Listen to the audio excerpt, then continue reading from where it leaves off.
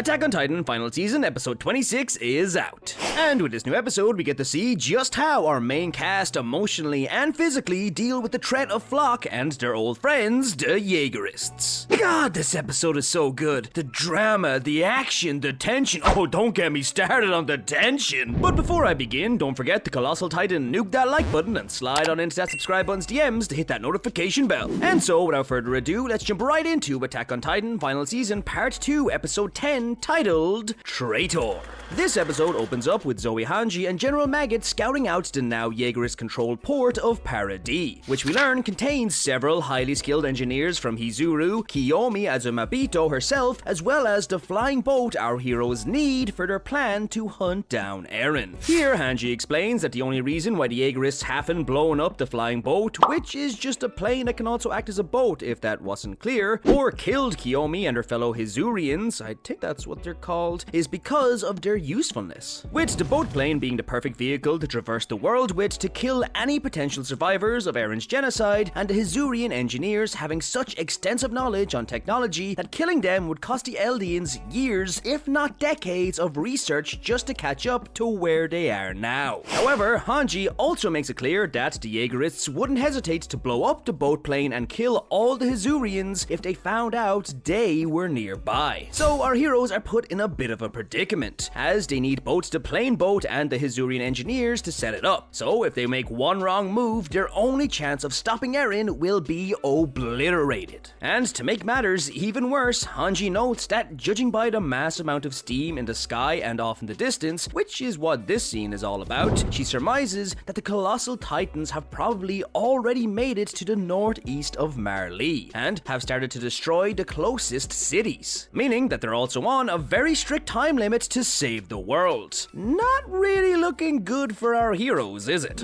With these tight restrictions and little to no wiggle room for failure, a discussion amongst the group ensues on what to do next. The Marleyans, Reiner, Annie, and Peak suggest that the only course of action is to use all of their Titans' powers and weapons to kill all of the Jaegerists inhabiting the port as swiftly as possible. However, the Paradis residents, Jean, Mikasa, Armin, and Connie, are hesitant to go along with this plan, as the majority of Jaegerists are their longtime friends and fellow cadets. This reluctance to kill results in a dispute amongst the group, in which Annie sarcastically makes a comment about how Armin probably has a grand plan in mind, just like the one he used to corner her, showing she most certainly still has hard feelings about that, and Connie protests how it's unfair to ask the Paradis members of the group to kill their friends, when the whole reason they joined forces in the first place was to save lives, not take them. And surprisingly, Connie's protests somewhat work, as it seemingly provokes genuine emotion out of Annie, who agrees, noting how it is unfair for them to be asked to kill their friends, prompting Annie to point out that unlike her, Reiner, and Berthold, if the roles were reversed way back when, and they were sent in to do something as atrocious as knocking down the walls of a nation to let said nation be massacred by a horde of Titans, they probably wouldn't have gone through with it. Which is basically Annie's way of saying that unlike the stone-cold killers of Marley, who would kill anyone, even old friends, for the glory and safety of their nation, Mikasa, Jean, Armin, and Connie are people who fight with defined morals, and they aren't willing to give up those morals, even if said morals put them in extreme danger. Annie's comment here also reminds Reiner of a comment Eren made during their meeting in Marley, about how he and Reiner are the same, which Reiner now believes was Eren admitting that, just like the Marleyans, he is willing to kill anyone for the safety of his nation and people. And I mean, did you really only realize this now?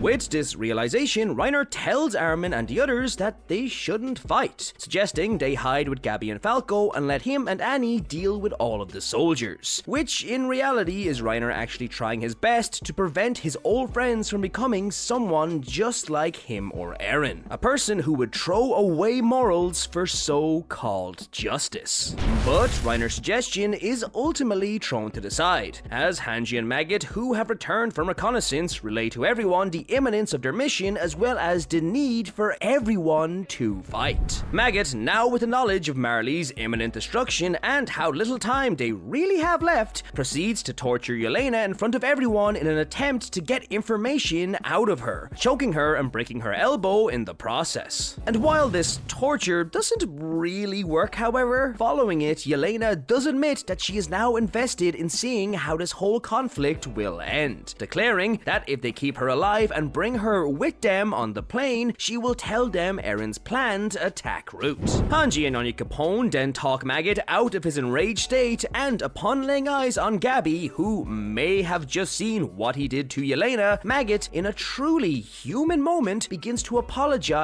to everyone, notably mentioning how he justified his own cruel actions towards the Eldians by forcing himself to view them as monsters, how no one should be judged or prosecuted because of their race or their history, and also how to truly save the world, they just have to stop all of the senseless killings. Maggot then bows towards Armin and the others, a huge moment for his character, and begs them to, just this once, tolerate the actions that he will have to take to save his country from danger, i.e. killing all of the jaegerists. But to Maggot's surprise, Armin and the others deny his request to stand aside during this fight, and instead agree to help fight the jaegerists if needs be, with Armin stating, "I won't stand by with clean hands." Following this, the story then cuts over to Floche and Kiyomi as a Mabito, where we see Floche threatening to kill Kiyomi and her engineers unless they all agree to join the Jaegerists' cause and help the island with their technology. Despite Floche's threats, however, Kiyomi refuses to aid him, almost causing Floche to kill her. Before he can though, Armin and Connie arrive at the port on horseback, and in an attempt to get the boat plane peacefully, they try to convince Floche and the Jaegerists that the Marleyan Titans are trying to escape the island, and they need the plane to hunt them down. Connie and Armin then make their way to the flying boat, where they encounter Daz and Samuel tying explosives to the boat in case of their arrival. Now, for those of you wondering who Daz and Samuel are, well, Daz is most notable for being the person Amir saved by going into her Titan form during the 104th Cadets' snowy mountain training exercise, as well as the guy who tried to kill himself due to sheer panic and fear after seeing his friends get eaten by Titans during the struggle for Trost. And Samuel is most notable for being the unconscious guy Sasha saved from falling to his death during the Trost arc as well. Although, personally, I believe Samuel should have been known for his full name, which is Samuel Lick Jackson. I shit you not, this guy's name is Samuel L. Jackson. Why hasn't this come up more? But anyway, after having a brief conversation, Connie and Armin managed to convince Sam and Daz that they aren't trying to go against Eren like they were informed, and also to take the explosives off of the flying boat. Unfortunately for Armin and Connie, however, Floche does find a few loopholes in their story, and decides that it would be much safer to just kill the Hizurians instead. Before Floche can kill anyone, however, Kiyomi attacks Floche and Mikasa crashes through the window in the Hizurians' defense. A brief encounter then ensues, and Floche manages to get away from Mikasa, and he announces to the Jaegerists that Mikasa, Armin and Connie are now their enemies, which lets Mikasa and the others know their plan for peace has failed, and that they will have to kill their old comrades. A battle then ensues between the Jaegerists and our heroes, during which we see Hanji, Jean and Maggot, who is interestingly enough now wearing Jean's jacket with the wings of freedom on it, kill a few Jaegerists and help Mikasa and Hizurians get to the basement of the main building in the port, which they do to protect themselves from Reiner and Annie, who rush in their ODM gear and transform into their Titan forms and begin to cause carnage. Not gonna lie, not only seeing the female Titan again, but seeing her beside the armor Titan is just so badass, and it gave me so many goosebumps. While all this is happening, back at the flying boat, Samuel, in a shocking moment, shoots Armin 3 times, once through the jaw, and Daz attempts to reattach the fuse to the flying boat. Connie and Samuel then get in an emotional, moral, and physical struggle over Samuel's gun, with neither side truly wanting to hurt the other. And Armin, whose wounds have started to recover thanks to his Titan powers, tries to prevent Daz from blowing up the flying boat. During these struggles, Daz manages to pull out his gun and he points it at Armin's head, but he finds himself unable to pull the trigger. This does, however, awaken one of Berthold's memories in Armin, of when Berthold and Reiner attempted to kidnap Eren, and Berthold admitted to Jean, Connie and Sasha that he and Reiner truly did see them as their friends, and that although he never wanted to kill anyone, he says, and I quote, "Someone has to do it. Very fitting moment for this memory to come back, if you ask me. And with this, episode 26 comes to an end, as Connie, after noticing the gun being pointed at Armin's head, pulls the gun out of Samuel's hand and regretfully and emotionally shoots and kills both Samuel and Daz, before letting out a heart-wrenching scream of regret. Overall, this was an absolutely fantastic episode. Everything about it had me on the edge of my seat with either excitement, fear, tension, or a combination of the three. Everything from the Marleyan's understanding, Maggot's apology, Reiner and Annie tightening up and kicking ass, to Connie and Armin's absolutely heartbreaking confrontation. God, it was just so beautiful, and I cannot wait to see what happens next. But let me know what you thought of this episode. Comment your thoughts and opinions below, but remember to keep them spoiler free. If you like this video, don't forget to leave a like. For more content like this, subscribe to the Lunchtime Crew. Thank you so much for watching, and I'll see you in the next video. Plus Ultra.